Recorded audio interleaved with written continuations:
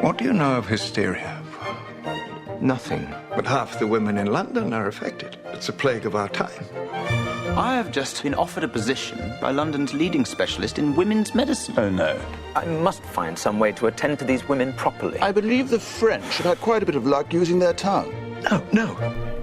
I admit I was at least mildly curious as to the process behind why the vibrator was not why, but how the vibrator. I was going to say invented. why. Yeah, that's easy enough. Well, you think about in history. Hell, there's still deniers that women even have orgasms today. Really? Oh yeah, most definitely. I believe it. Hey, wait, you like? Wait. One never had one with me, so how would you know? I ain't never seen a woman have orgasm. You know that vibrator you're talking about? I'm usually that sometimes. It's just like, I'm not saying they don't have orgasms. I'm just saying I don't give a shit. Exactly. But that's the thing. Yeah, that's where you just give them. You go, I don't give a fuck. Just act your ass off. But this movie is actually loosely based on the actual story of how the vibrator came to be, and much surprised, I would have pictured 1950s. Right? Sure. Yeah. Me too. I was picturing 1970s. Honestly, I was like, "What? They had vibrators back?" Because walking in this movie, I had no clue what it was going to be about at all. I was like, "Oh, guys, another pish posh movie, I guess." But to my surprise, it was about the first vibrator. Well, it looked like a costume drama type of thing, and you're like, "Oh, it's called hysteria." And okay, there's this period in time, and this takes place in 1880, I believe. It's Victorian age, and they're talking about these doctors who are dealing with women who have a medical condition of hysteria, which was what they were the catch-all, as they start calling it later, of women being nervous, having insomnia, exhaustion, depression, cramps, and sexual frustration. Yeah, every negative female trait, they just say, it's all hysteria. Yeah, well, they're all crazy. And this movie goes on to say, no, they aren't all crazy, which I'm like, I don't know. Spend a lot of time around women. It's let's not jump to conclusions. Well, see, at that point, I was thinking, is this movie about women's periods? Is that what this is about? Leon, as the movie says, the problem is that you just don't know how to please your woman. That's all. They don't. Some bitches can't be pleased. Well, they are quite demanding. This is true. I'm not going to say that. The more demanding, the better. But it's a young doctor played by Hugh Dancy, Dr. Mortimer Granville. What a name, Jesus! That guy's ever going to see. He sounds like he invented something. Yeah. Jeez, I wonder if he's British with that name. And he's a doctor who's doesn't believe in the old school. He believes in the new school. At this point, germs is still controversial whether or not they exist. Yeah, it's stop washing your hands. Just put some leeches on those people and those dirty bandages. They'll be fine. And he wants out of it. He wants to find someone who's practicing modernly. The only problem is none of the old school people who actually own hospitals and doctor's office want anything to do with this brash young fellow coming in with his newfangled maverick, ideas. This young upstart. Yeah. So he's forced to get the only job he can get, which is working for Jonathan Price, as Dr. Robert Dalrymple, who runs a hysteria institute, where this is actually true. I looked this up. This really was a thing that happened. They would have these things where the woman would come in and they'd set them up like a gynecologist's office, except they would massage their clitorises to orgasm. Yes, the greatest job ever. A medical finger banging. Yeah. Which shocked me. I was like, man, what the fuck? How come they had to go figure that shit out? How come we can't have places right now where I can actually have a job that I love? Okay, co-host, when the apocalypse happens and we have to rebuild society, we'll have to start this all over again. Well, we finally dildo finally happened to answer to the question, so what time would you time travel to? Easy. Where the fuck is that retardus or whatever? Where is that? I got my answer. So he goes into this job of fingering women to orgasm under medical right of these women who seem, according to Jonathan Price's character, they're so calm and all their problems wash away the moment they're given the treatment. It seems quaint now.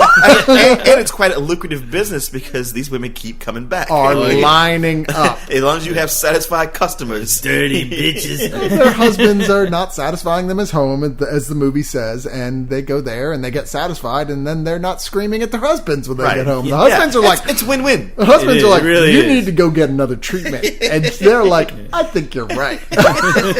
So, it turns out this guy starts to get carpal tunnel. You don't know what it is at that point, but he's walking around going, "Fuck! Ow, my hand! There's got to be something else." Well, all I thought was like, "What an asshole!" To make a long story short, and I don't want to give away too many of the details along the way because a lot of the fun in this movie is indeed in the details, but it leads to the invention of the vibrator. Now that's the plot synopsis largely. Plot synopsis. I mean, but like I said, the fun of this isn't in the reveals; it's in all the little characters, odd characters, and the comedic moments along the way. Well, what's funny to me is like, I read what the synopsis was before going to see it, and I was not expecting a movie of this particular caliber that had such great attention to detail and costumes and acting and a fun script that's smart and keeps it. And in almost every way, it reminds me of a lot of movies you see that are Oscar movies. I mean, it's like it has all the trappings of an Oscar movie. It really did. Man. Except it was really dirty. Yeah, except for the subject matter. It's like wow. How are you going to get all those old people who watch those fucking Oscar movies to watch this? Exactly. I mean, it's the kind of movie.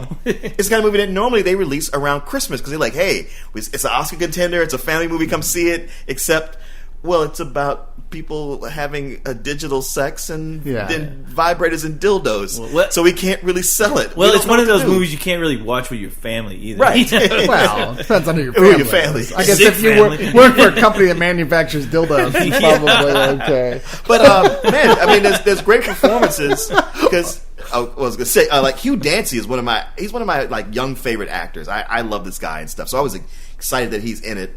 And Maggie Gyllenhaal does a really good British accent in terms of a good turn. And she's fun here playing like the sort of wild daughter. Yeah, the doctor, the suffragette, the one who's like women aren't screwed up. You guys just don't understand and fight for your rights and let's save the poor.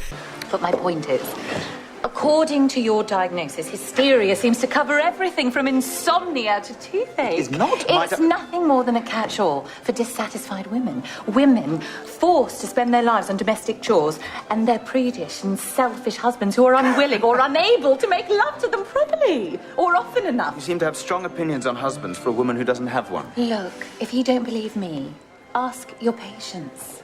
She's a Victorian hippie, pretty much. Well, she was kind of annoying sometimes for me. Oh yeah, no, she was, and that's almost the point of her character. Yeah. No, it was. Where like she's supposed to be that the doctor's got the one really nice daughter played by Felicity Jones, who's nice to the point where it's kind of like dull, tedious. And you're like, come on, you just go along with what they tell you you're supposed to be cute like. And all, but... And Maggie Gyllenhaal's like the far other extreme. She's like, fuck that shit.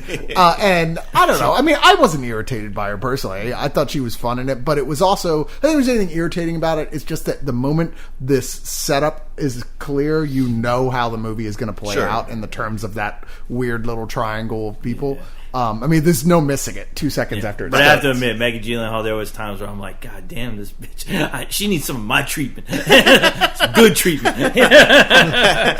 But you know, actually, there was moments where she actually did win me over because the thing is, you can't help but be impressed by the fucking woman's acting skills. Where it's like, wow, she really is actually doing really great with this accent here, where I'm not like laughing at her and going, or she's not pulling a Leonardo DiCaprio where you're just like, really, dude? But you don't like Leonardo DiCaprio? Huh? You don't like Leonardo DiCaprio? When he was doing his fucking JFK as Hoover? As Hoover? I thought he was fine in the role. Does the movie suck? Oh no, I thought I was kind of laughing at his ass. Okay, fair enough.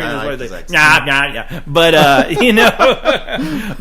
no, I mean, I was really surprised by this entire cast. Where I mean, once I realized what the movie was about, I was like, man, they're doing this in a pretty goddamn good way as far as keeping somebody like me entertained, but I have to admit, seeing Rupert Everett, who was almost unrecognizable. Well, he's gotten older while we haven't seen him. And I like that for here he's getting, because he is gay, and it's a great. This is the first time I've ever seen him play a gay guy that I can remember. Oh, are you kidding? No, see that's one. If one thing was making me sad, I was like, oh man, Rupert Everett is back to playing the funny gay best friend, because that's he used to do that a lot. Oh, did he? It's not a scene to the point where he was like, I'm sick of doing this, and I was like, oh, here he is doing it again. But he's hysterical. But he's so goddamn good at it.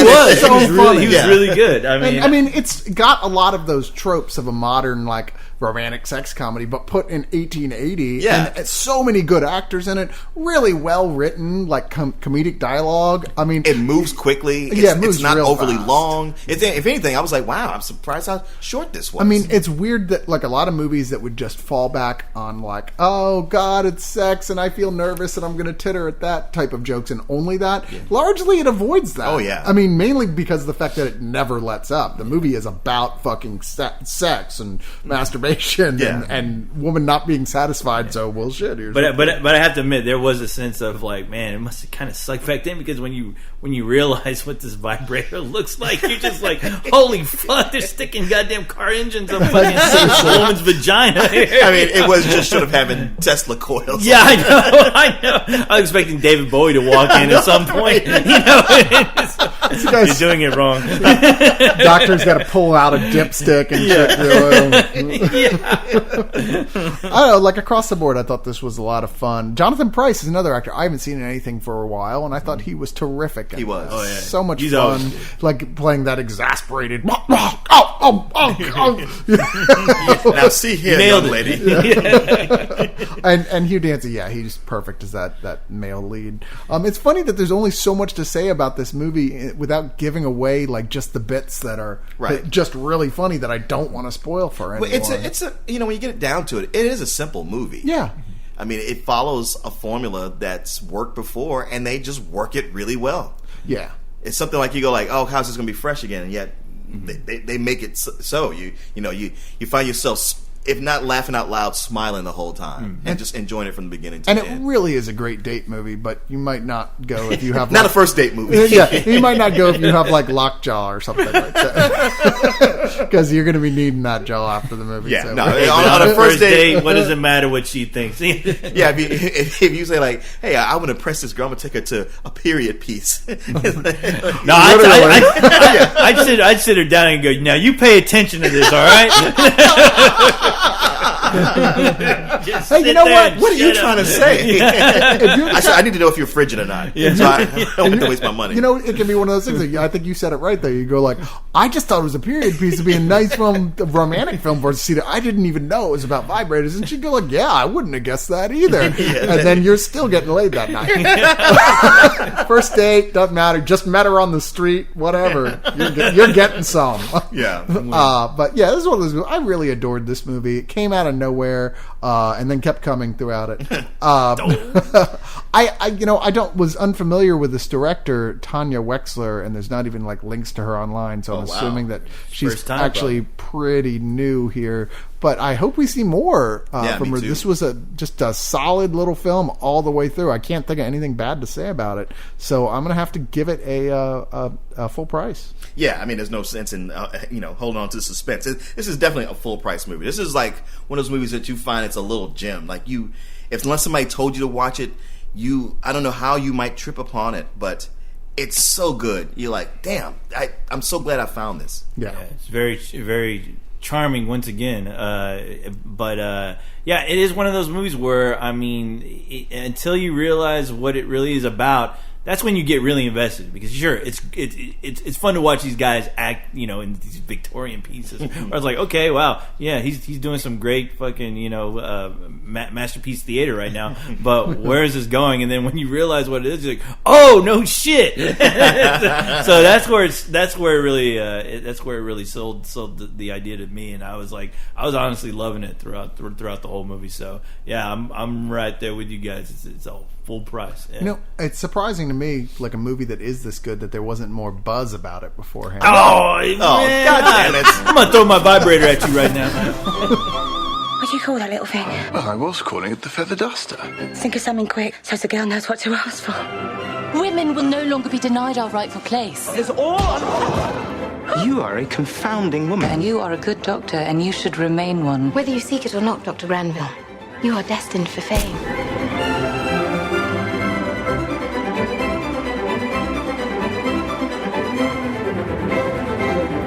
You're going to need a bigger appointments book.